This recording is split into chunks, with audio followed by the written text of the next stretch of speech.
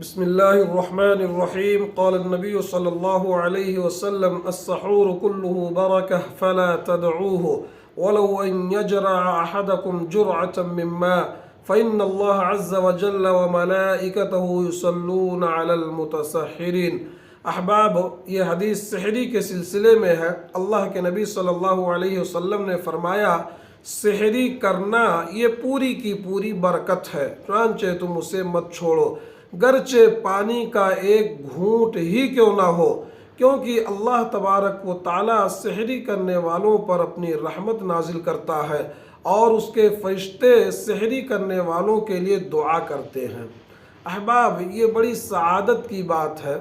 سحری کرنا، روزہ رکھنے کے لیے کچھ کھانا پینا، سحری کرنا، یہ سعادت کی بات ہے. اللہ تبارک و تعالیٰ اپنی رحمت نازل کرتا ہے، اس کے فرشتے بندے کے لیے دعا کرتے ہیں، تو اسے نہیں چھوڑنا چاہیے.